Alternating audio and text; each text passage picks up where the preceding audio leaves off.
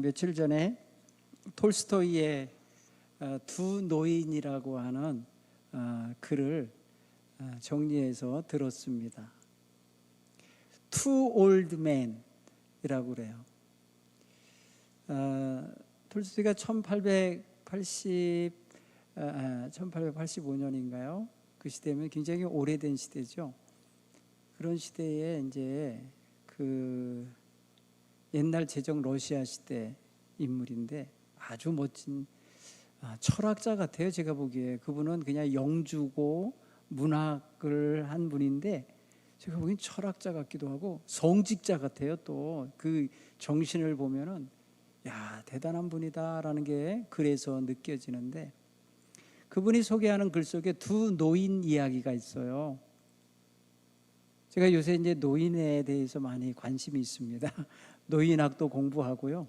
제가 이제 노인이 돼가기 때문에 준비도 해야 되겠고요. 그래서 노인에 대해서 관심을 갖는데 이게 언론 귀에 들어오는 제목이에요. 두 노인. 러시아 시골에 사는 두 노인이 그 동방 정교회를 다니던 크리스찬들인데 죽기 전에 예루살렘 성지를 가보고 싶어 했어요. 어느 날 이 두 노인이 한 마을에 사는데 서로 대화를 했어요. 야, 우리 죽기 전에 성지 한번 가야 되지 않냐. 그래, 가자. 그랬는데 농사 다 지어놓고 거둔 다음에 가자고 그랬어요. 한 사람이. 무슨 소리야. 성지 가려면 지금 출발해야 딱 좋아. 해갖고 봄철에 성지 순례를 가기 위해서 그러면 준비해라. 서로 준비하기로 했습니다. 준비는 다른 게 아니고 집안 일들을 좀 딴 사람한테 좀 이렇게 맡기고 정리해야 되고, 농부들이니까 농사 일이 있잖아요. 그것까지 갔다 오는 저들이 세운 목표 기간이 1년이에요. 그러면 1년이면은 씨 뿌려서 곡식 자라서 추수해갖고 이 과정이 다 들어있잖아요. 1년 속에. 그러니까 할 일이 너무 많은데 그거를 양쪽 집은 다 갖다가 자식들에게, 가족들에게 부탁을 해야 돼요. 자기들이 다 챙기고 오던 건데. 한 사람은 집도 짓고 있었어요. 한 사람은 부자고 한 사람은 가난했어요. 그런데 예루살렘까지 가려면 그 당시 돈으로 100루블이 필요했어요. 100루블이라는 큰 돈이 필요했는데 이 가난한 사람에게 부자가 물었어요. 넌 그러면 그 자금을 어떻게 준비할래? 그랬더니 아니, 넌 간다고만 얘기해. 난 준비할 테니까. 부자는 그냥 자기의 금고에서 그냥 꺼내면 되는 사람이지만 이 가난한 사람은 이것저것 팔아야 됐어요. 그래서 뭘 팔기로 했냐? 자기가 아끼고 아끼는 양봉통, 벌통 10개를 그거를 자꾸 눈독 들이는 사람이 있는데 그 사람한테 팔기로 했어요. 그래서 돈을 미리 땡겨 온 거고요. 그리고 성지를 간다니까 아내가 자기 죽으면 장례식 때 쓰려고 장례 비용 마련해 놓은 돈을 붙여줘요. 또 며느리는 아버님 예루살렘까지 갔다 오시려면 노자가 필요하죠 하고 자기가 외국에 쌓아놨던 돈을 내줬어요. 가족의 후원과 자기의 양봉통을 팔고 곡식을 팔아서 자금을 마련해요.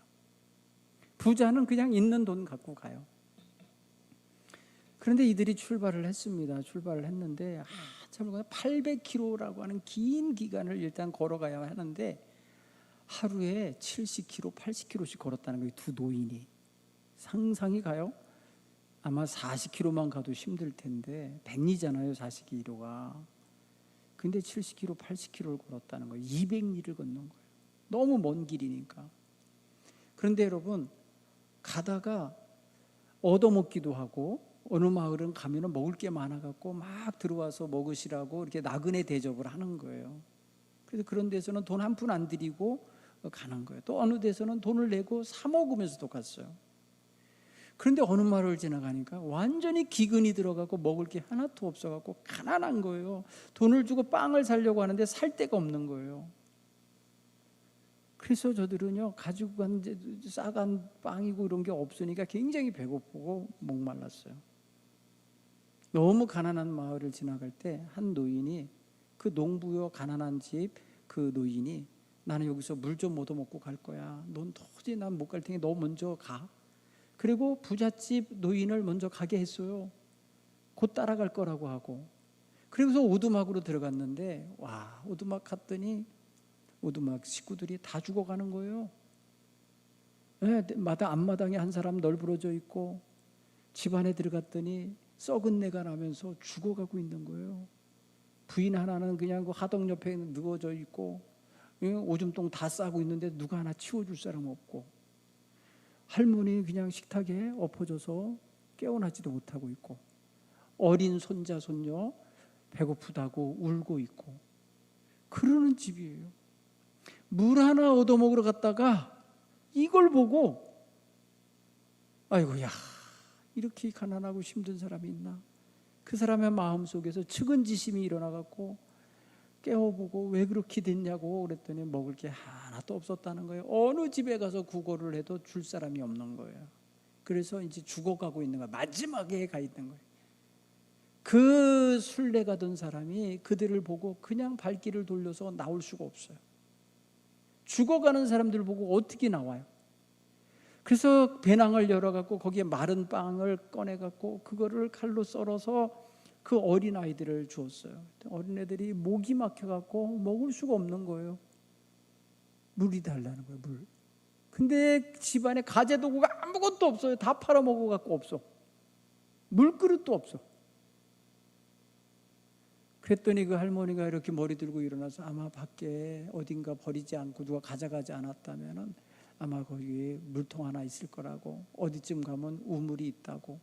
그래갖고 이 나그네가 가서 그 물을 퍼다가 가족을 하나씩 먹이고 그 죽어가는 아이들한테 먹이면서 빵을 적셔서 먹여주고 이렇게 했어요. 도저히 이렇게 놓고 못 가겠어요. 그래서 빨리 마을을 찾아다니면서 밀가루 파는 집을 찾아내고 소금을 파는 집을 찾아내고 또 기름을 파는 자를 찾아내고 막 해갖고 가서 그 식량, 비상식량을 구해다가 그들에게 죽을 썩어 먹여줘요. 그리고 깨어나게 하고 말을 듣고 보니까 너무너무 따분한 거예요. 먹을 양식이 아무것도 없어요. 돌아서서 나오려고 이제 나 또 친구 따라 가야 되니까 친구 먼저 갔으니까 빨리 가겠다고 했는데 벌써 몇 시간이 지체된 거예요. 도저히 이래도 놓고는 안 되겠다 해갖고 어쩔 수 없이 그 집에 하루를 묵어요. 묵다가 이대로 내일 아침에 그냥 가면 이들은 그대로 또 굶어 죽게 생겼어요. 그래서 다시 밀가루집에 가서 밀가루 한 푸대를 샀어요.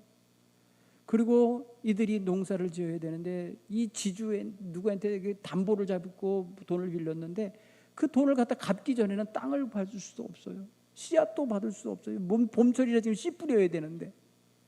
그래서 이 모든 걸 다 준비해 오고 가서 그 집에 빚진 것도 갚아주고 자기가 여행 가려고 100루블 준비한 거 있어서 그 중에서 그렇게 해준 거예요. 그리고 수레도 한 마리 하나 구해오고 소도 한 마리 구해오고 말도 한 마리 구해와서 이들이 농사 지을 수 있는 준비를 해주고 그리고 떠납니다. 떠나면서 친구를 따라서 막 달려가도 이미 친구랑 거리가 너무 멀어진 거예요. 그리고 주머니를 계산해 보니까 17루블밖에 없어요. 도대체 이거 가지고는 예루살렘에 갈 수 없다. 뱃삭도 안 되는구나.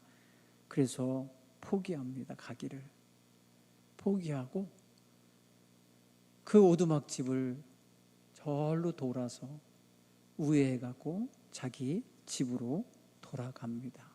친구 혼자 갔다 오기를 바라고. 근데 먼저 떠난 친구는 가다가 뒤돌아보고 친구가 오기를 기다리다가 어느 날 어느 지점에 가서는 그냥 피곤하니까 그도 길에 앉아서 누워서 잤어요. 자고 일어나서 봐도 친구는 없어요. 그래서 생각을 합니다. 누가 마차를 태워서 나보다 먼저 가게 했나? 나를 못 볼 리가 없는데. 이렇게 저렇게 생각하다가 그냥 그는 계속 예루살렘을 향하여 가기 위해서 계속 순례길을 갑니다.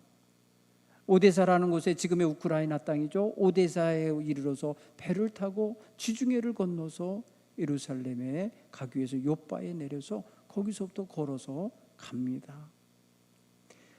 그 사람은 가는 동안에 몇 차례 성지순례 했다는 사람 어떤 나그네를 만납니다. 그 사람하고 대화를 하면서 가면서 기대를 하면서 가는데 모든 걸 이 사람이 돈을 내야만 해요. 이 사람은 돈이 한 푼도 없는 사람 같아. 빵 사주고 물 사주고 여간비 내주고 하는 걸 계속 같이 하고서 예루살렘까지 간 거예요.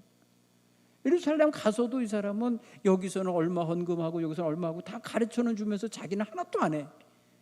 그래서 이 사람 마음에 의심이 생기는 거예요. 이 사람이 도대체 성지순례로 온 사람 맞나? 사람들이 엄청 많아서 그 많은 사람들을 해집고 예수님이 십자가에서 달려 죽으셨다고 하는 곳에 있는 성전에 들어가서 예배를 하려고 들어갔을 때 사람들이 너무 많아서 뒤쪽에서 이렇게 보니까 제일 앞쪽에 자기 친구가 있는 거예요. 자기 친구랑 똑같이 생긴 사람이 흰 옷을 입고 대머리는 벗어진 채로 있어요. 야, 저 친구 언제 와갖고 저기 와 있나? 앞자리를 앉고 있네. 그래갖고는 이제 예배 끝나고 나서 만나야지 하고 예배 끝난 다음에 만나려고 갔더니 없는 거예요. 없어졌어요. 그 다음번에 가서도 갈보리산 언덕에 올라가서 예수님 부활하셨다고 하는 곳에 있는 그곳에 가서 성전에 가서 예배를 드리고 나서 보니까 거기도 제일 앞에 앉아 있는 거예요. 어떻게 쟤는 순서도 잘 정한다고 어떻게 저렇게 저 앞에 있나? 저렇게 앞에 있나? 하면서 부러워하면서 뒤에서 예배를 드리고 이제는 꼭 만나야지 하고 문 앞에 가서 대기하고 있었어요. 먼저 나가서 문 앞에서 다 나오면 다음에 만나면 분명히 나올 거다 생각하고, 그런데 사람들이 다 나올 때까지도 그 친구가 안 나오는 거예요. 성전에 들어가 보니까 아무도 없어요. 이상하다 하면서 몇 번을 그런 경험을 해요. 자기 친구가 제일 앞에 있는 거예요. 예수님 부활하신 그 제단 앞에 십자가에서 내리셨던 그 자리에 항상 있는 거예요.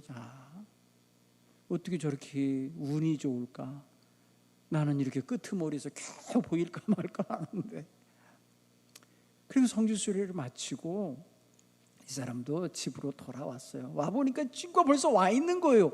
아니 어떻게 또 여기까지 또 먼저 와 있는 거예요. 오다가요 그 사람도요 그 오두막에 들렸어요. 너무 배고프고 너무 목말라서 그 집을 갔더니 그 집 사람들이 아주 대환영을 하면서 맞이해 주는 거예요. 천사를 맞이하듯이 맞아주면서 대접을 합니다. 아니 이렇게 극진하게 나그네를 대접하냐 했더니 저희는 천사인지 나그네인지 모르는 분이 우리를 살려주셨다고. 그 키 작고 머리 벗어지고 누구 말하는 거예요 이게? 자기 친구 얘기하는 거라는 걸 알았어요. 너무 고마워하는 걸 알았어요. 집에 돌아와 보니까요 친구네 가족들은요 그 친구가 돌아온 걸 하고 그 가난한 농부의 가족은요 살아서 돌아왔다고 너무너무 반가워요. 목적지까지 못 갔는데도 그냥 돌아왔는데도 반갑다고 하면서 너무너무 환영하면서 축복을 해주고 그랬어요.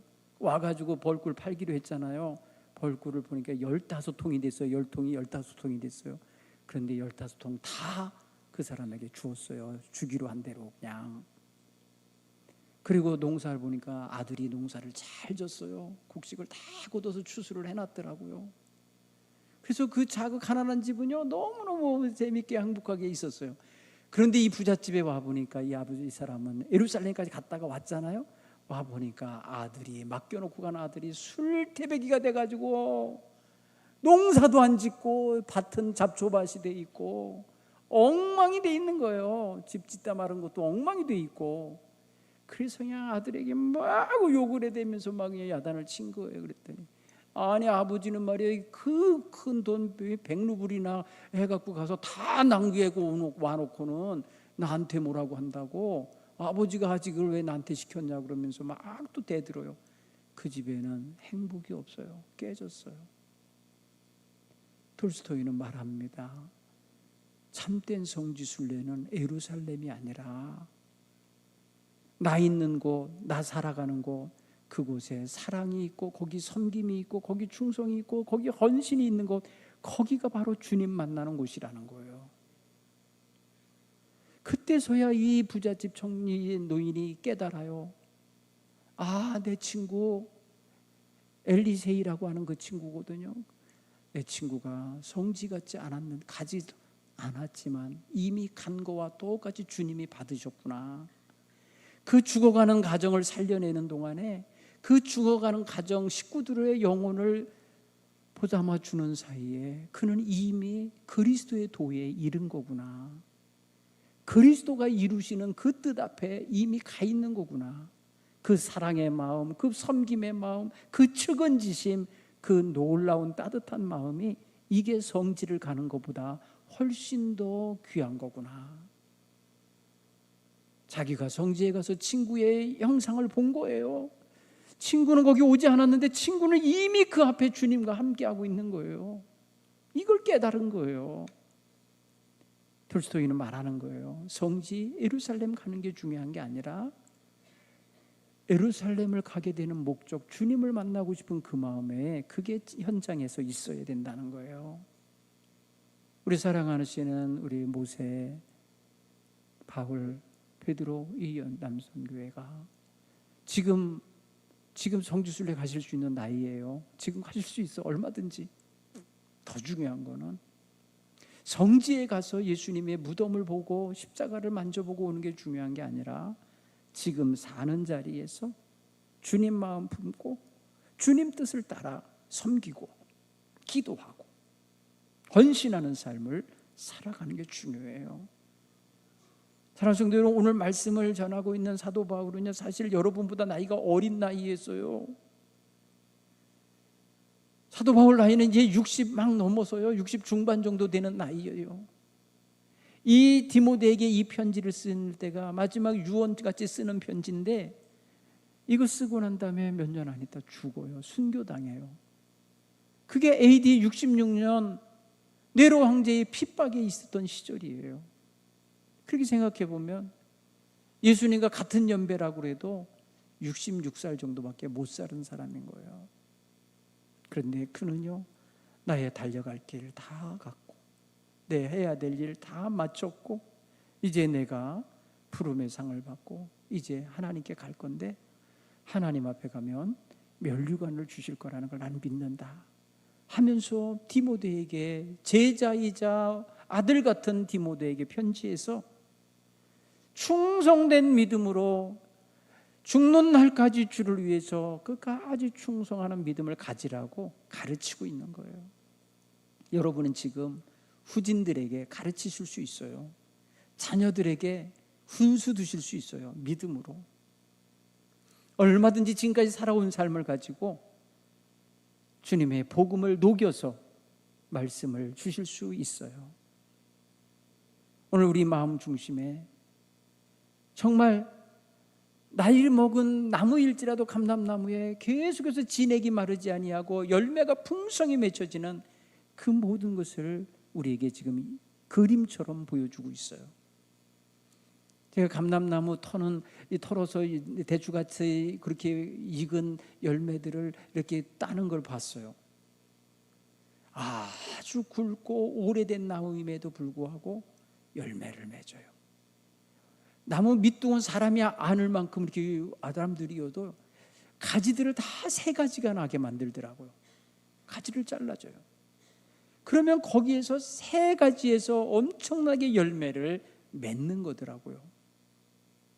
진액이 마르지 않으니까 열매가 계속해서 나올 수 있는 거예요. 우리 남성교회원 여러분, 오늘 2026년 첫 번째 헌신 예배의 순서로 여러분들이 헌신을 결단하시는데 정말 여러분의 인생이 마무리되는 날이 언제일지 모르지만 끝까지 노익장을 과시하시면서 일하시기 바랍니다. 85세가 되었던 갈렙이 가나안 땅에 들어가서 땅을 분배받을 때에 40살 때 밟고 왔던 땅, 40살 때 자기가 정탐했던 그 땅, 그 안악자손이 살고 있는 그 산지를 내게 주십시오. 내게 이 산지를 주십시오. 내가 가서 정복하여 우리 자손들의 땅이 되게 하겠다고 이러면서 여호수아에게 요구하는 장면이 나와요. 여러분, 여호수아 14장에 이 여호수아의 이 늙었지만, 몸은 늙었지만 정신이 안 늙은 자세, 신앙이 전혀 위축되지 않은 자세, 영적으로 깨어있는 자세가 그로 하여금 그 민족의 지도자로서 우뚝 세워놓는 장면이 나옵니다. 오늘 우리 교회에 가장 연세가 높으신 어른들이 아닙니까? 오늘 제가 3.1절 예배도 3.1절 역사도 얘기했지만 75세 내지 80세, 90세가 되시는 여러분들의 연배에는요, 이 대한민국의 가장 큰 격동이 일어난 시기를 살아내신 분들이에요. 온몸으로 살아내신 분들이에요. 이 세대 어르신들의 생애는 곧 한국의 현대사의 아주 중심 내용이 들어있는 축소판이라고 해도 돼요. 해방 이후에, 해방 전후에 탄생하셨어요. 일제의 마지막 문화 통치가 가장 극심하던 시기에 나신 거예요. 그리고 어린 시절에 6.25 참화 전쟁을 겪으셨어요. 전쟁 폭탄이 터지는 가운데도 그 폭탄 파편에 맞지 않고 살아나신 거예요, 다. 이후에 전후 복구 사업을 하고 있던 시절에 그 어린 손을 가지고 노동 현장에 가셔서 일하셔야 했을 거예요. 청장년기에는 이 나라 산업화 시절에 60년대에서 80년대까지 이 나라는 산업화를 위해서, 경제 개발을 위해서 온 국가가 피땀 흘리던 시기거든요. 이때 우리 귀한 남성교원들, 젊은이들로서 장시간 노동 현장에서 일하셔야만 했고, 열악한 산업 현장에서 온갖 위험을 온몸으로 막아내며 살아내신 세대입니다. 가정을 일구시고 그 가난하고 어려운 시기에 자식들을 길러내느라고 고생하신 세대입니다. 그 고생 다 했는데 자녀들의 봉양을 받지 못하는 세대예요. 참 이게 속상한 거예요. 여러분들 자녀가 모시고 살지 않잖아요. 이게 뭘 말해주는 거예요? 이 시대에 고생은 고생대로 했는데 다음 세대는 우리를 모시고 살지 않는 그런 세대입니다. 할 일은 다 했는데 대접을 못 받는 세대이기도 느껴지실 수 있어요. 제가 어느 날 독일로 산업 인력으로 파견 나갔던 간호사들과 광부들 이야기를 유튜브로 1시간짜리를 제가 봤어요. 막 울면서 봤어요. 너무 잘 만들었더라고요.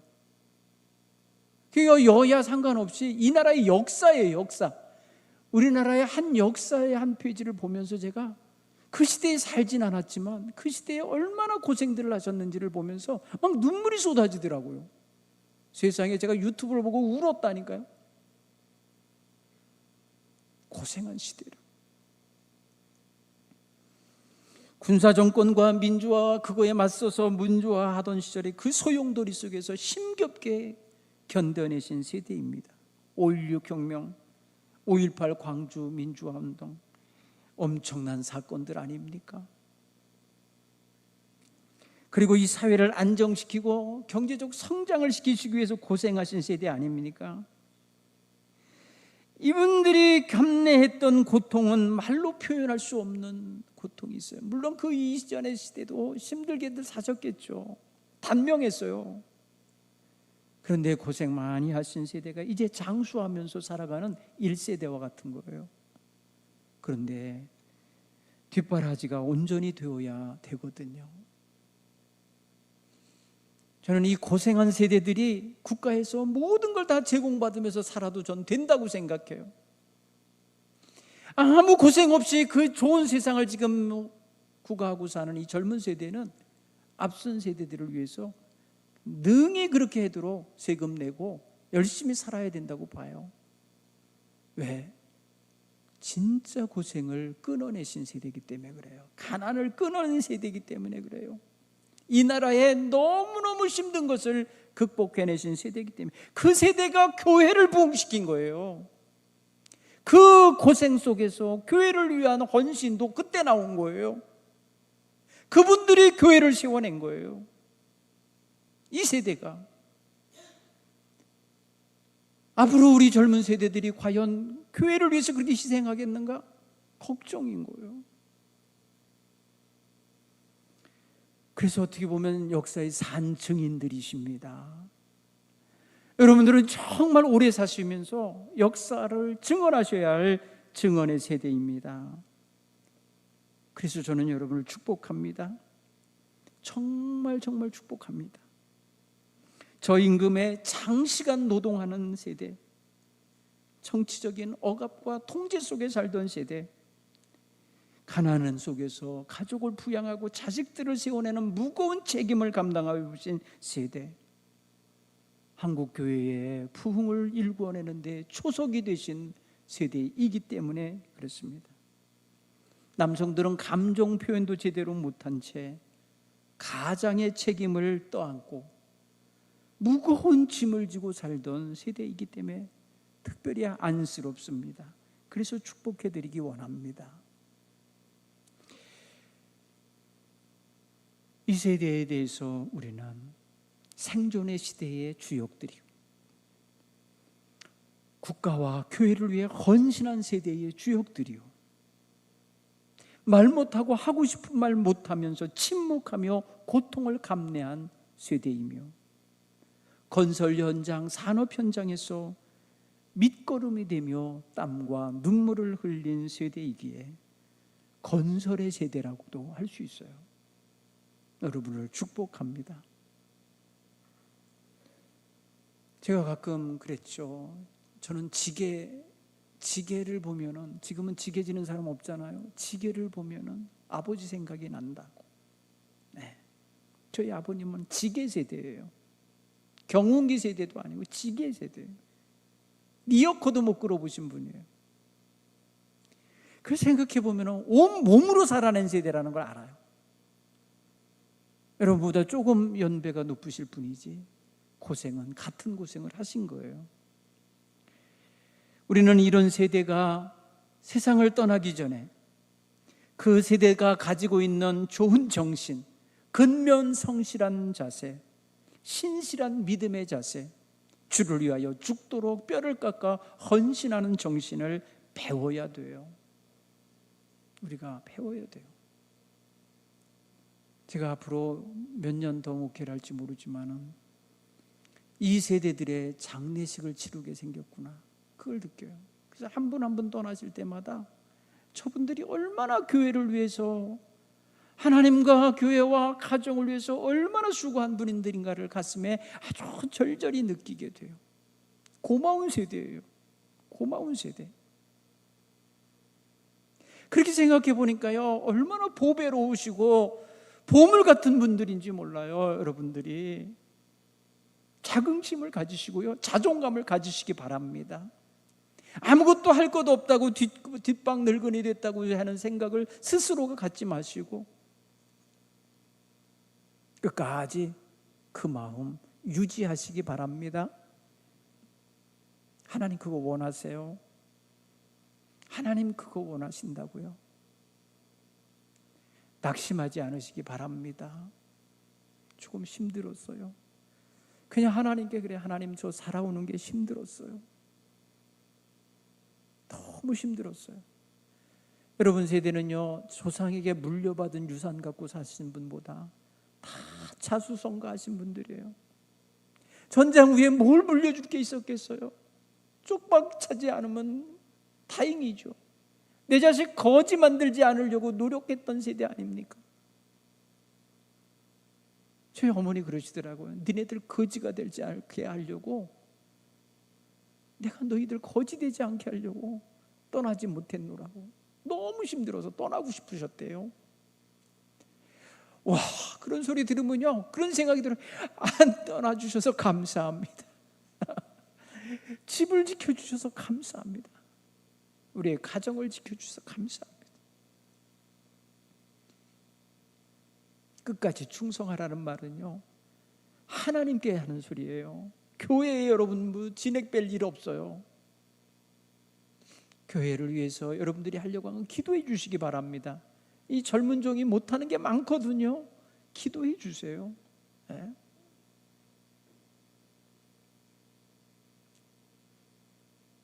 우리의 인생은 크고 작은 거 뭘로 잴 수 없어요. 왜냐하면 다 거기서 거기에요. 같은 하늘 아래 같은 시대를 살기 때문에 큰 차이는 없지만, 그러나 하나님을 위해서 얼마나 충성되게 얼마나 헌신되게 살아왔는가는 분명히 구별이 돼요. 예? 지금이라도 여건만 되면, 건강만 되면 어디든 못 가시겠습니까? 뭘 못 하시겠어요? 근데 나도 모르는 사이에 늙어가고, 나도 모르는 사이에 다리 힘이 빠져가고 근육이 약해져가니까 어쩔 수 없어서 지금 낭망할 수 있어요.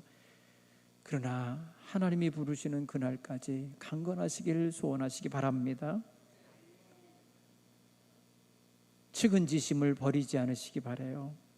영혼을 불쌍히 여기고 자손들이 주님을 알기를 원하는 마음으로 간절히 기도하시는 아버지들 되시기를 부탁을 드립니다. 하나님의 말씀은 오늘 늙어도 여전히 결실합니다.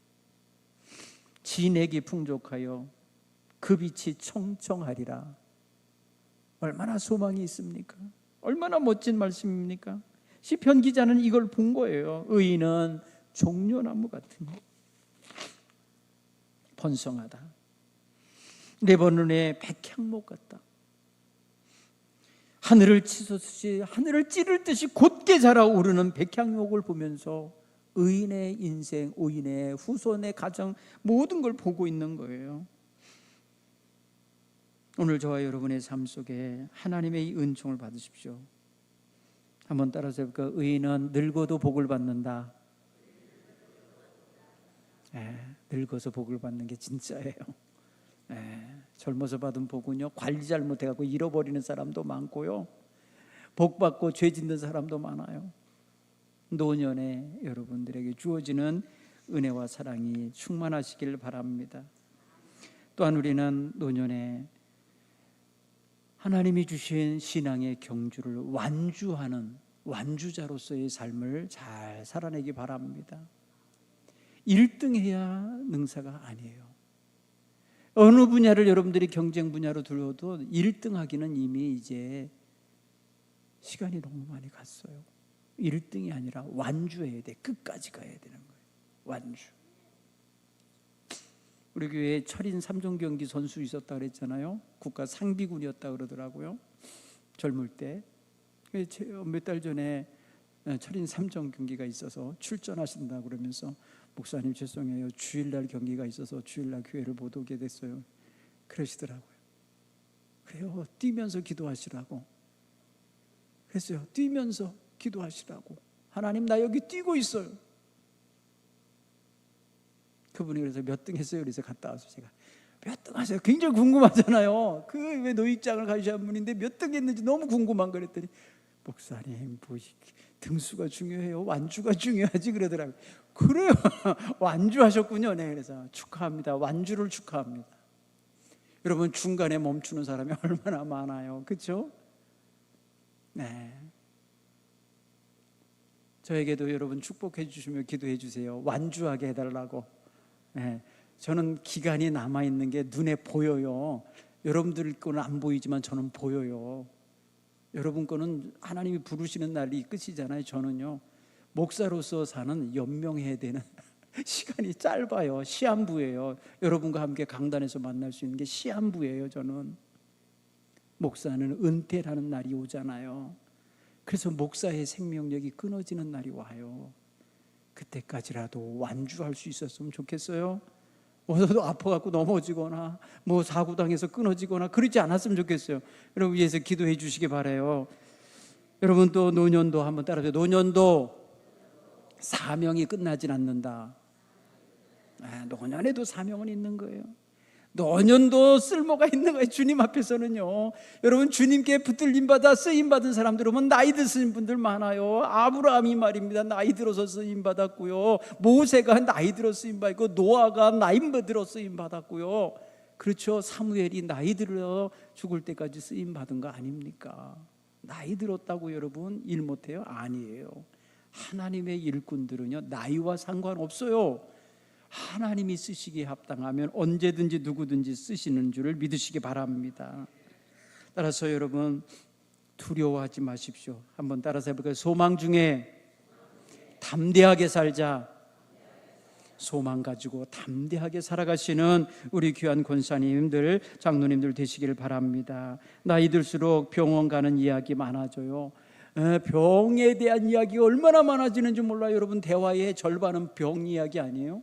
어디 아프다는 이야기고요. 어느 병원이 뭐가 좋대더라 뭐 이런 얘기예요. 그러지 마시고요. 병 이야기보다 여러분, 우리 하나님 이야기가 많아지기 바랍니다. 너희는 마음에 근심하지 마라. 하나님을 믿으니 또 나를 믿으라. 우리는 갈 곳이 있어요. 하나님이 장막을 준비하고 계시고 거할 곳이 많다고 하는 곳에 우리는 갈 거예요. 그러니까 소망이 있으셔야 돼요. 두려워하지 마세요. 죽음을 두려워하지 마세요. 제가 이 젊은 놈이 그런 말 한다고 가소롭게 여기지 마시고, 사실 저는 그런 생각을 해요. 죽음을 생각하고 살아라. 자기의 죽음을 기억하고 살아라 라고 말해요. 왜? 아무리 모든 것을 이룬 사람도 어느 날인가 죽어요. 그러니까 죽음을 우리는 의식하지 않으면 안 되는 거더라고요. 나빠서가 아니에요. 우리 신앙인들에게는 긍정의 요소가 있잖아요. 하나님 나라, 바로 직결되는 하나님 나라가 있잖아요. 그러니까 우리는 늘 긍정적으로 죽음을 대해야 돼요. 하나님이 불러가시는 그날까지, 하나님 나라로 귀향하는 그날까지 우리는 늘 깨어서 하나님의 영광을 드러내며 살기를 바랍니다. 평생 수고하셨습니다. 앞으로의 삶은 그 수고의 열매를 드시고 누리시고 또 그 안에서 하나님 사랑한다는 신앙 고백을 늘 잘하고 사시는 우리 어르신들 다 되기를 간절히 축원합니다.